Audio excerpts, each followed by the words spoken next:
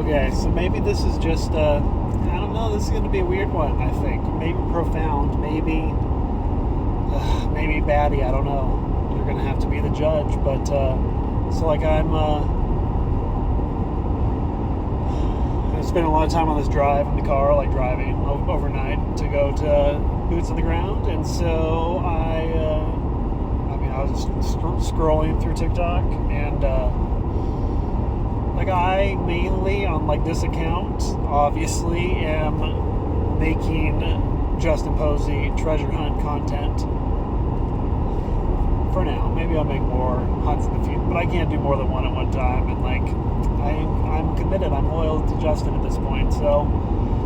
I'm only going to focus on this until it's found, ideally by me, but we'll see. Hopefully I know the person that found it, or finds it, in some capacity, so at least I will know for sure that I get the full story of, like, where it is and all that. But anyway, I'm scrolling through TikTok, and, like, most of the time I get, like, videos about, like, treasure hunting, or, like, I also get a lot of Jeep videos, of people, like, maneuvering their Jeeps across, like, rocks and such, and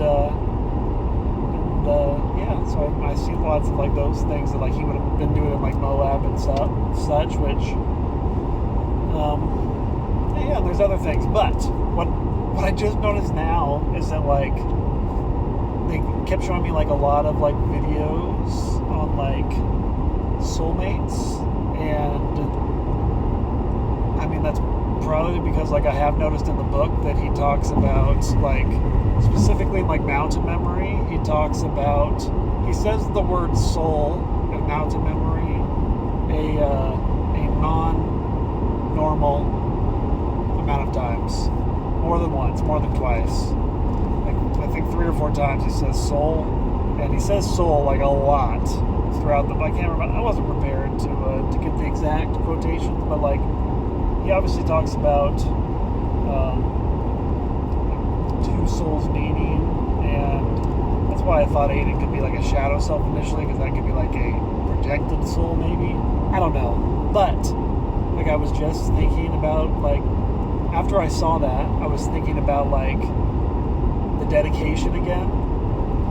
and it's like, a lot of people think it would be to Jenny, his wife, which,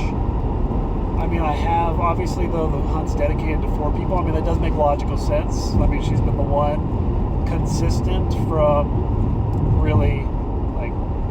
pre-hunt to current, and really, like, the most stable thing throughout. And if you asked him who his soulmate was, I would guess that he would tell you her and not Tucker, in that way. But I was watching a lot of these TikTok videos about soulmates, and, like, this concept that, like, when it comes from a love standpoint, like, 2 people coming together and, like, forming perfectly into each other, and, like, it seems like a weird tangent, but, like it's talking about, like don't worry about, like, how you're going to come in, like, contact with whoever your soulmate is, because, like, the electronic force between the 2 of you should be so strong that, like, it won't be able to not happen. And that concept got me to think that if that were to exist with his wife, which it appears to be, that would be, like, 2 complete halves coming together, and while it may flex, like, in between, like, initially I like 50-50 coming together to join one complete whole, and then obviously throughout the marriage, like, it would ebb and flow, like, one person needs support, or one or the other, and then I was thinking, like, a step deeper, and, like, why do I think that the dedication is about Tucker, and, like, how does that make sense based on, like, what I just said? And my answer to that would be that, like, he experienced a great deal of loss, like, starting in, like, 2010. Obviously, Grandma's hands, his great aunt, like, it tells the story of the funeral and like the time after that and his experience with his grandma, and then his grandparents passed away in 2012, 2013. His father passed away in 2014.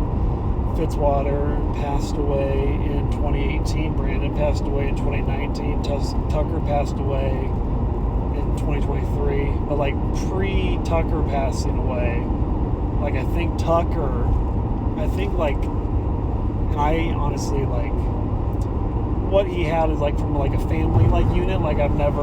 like I didn't have growing up. So like I think that's why I was like in awe in a lot of his stories and like a lot of the things that his dad did to give them like memories as kids and like that. I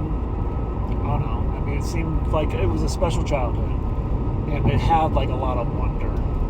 And like my guess, and it wasn't just his dad, like going to Alamogordo, like the Victoria Peak hunt, like even though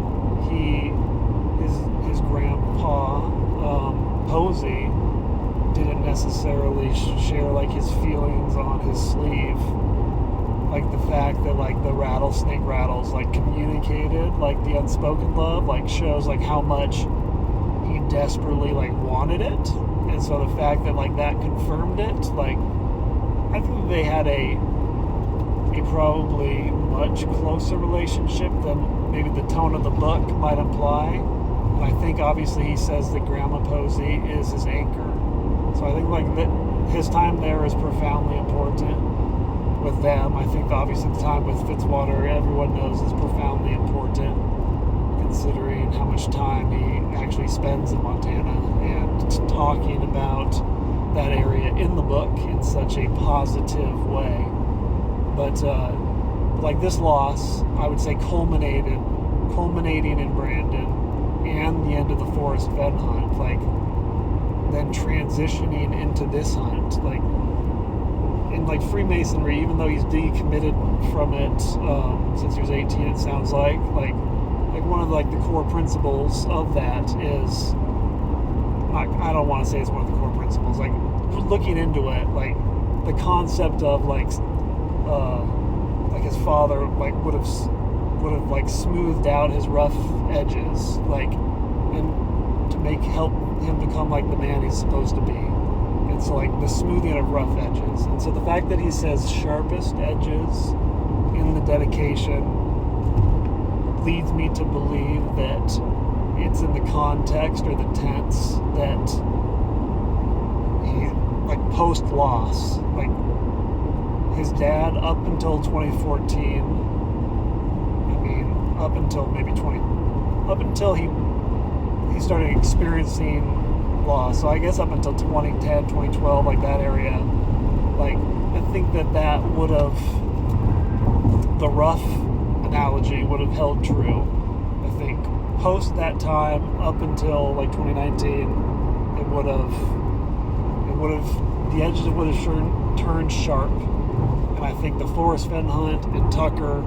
and like the constant day-to-day bond, like, so if you go back to like the soul aspect, and there's two sides of a soul, and like two complete halves come together and form a whole. If Justin is like eaten up inside, like he's not able to like complete his portion of the half that is intact, and like he lost himself probably throughout that process, and like with the trauma of it all, and like the hunt kept him like from a focus obsession standpoint, like kept him on track, kept him probably from feeling like the full weight of it at one time, like allowed him to survive. But then obviously I think that from an emotional standpoint, like my dog is like registered as like an emotional support animal. Like I think that dogs are very good for providing emotional support. So like I think Tucker helped him refill his half to full, which would not take anything away from his relationship with his wife. It would just actually support that that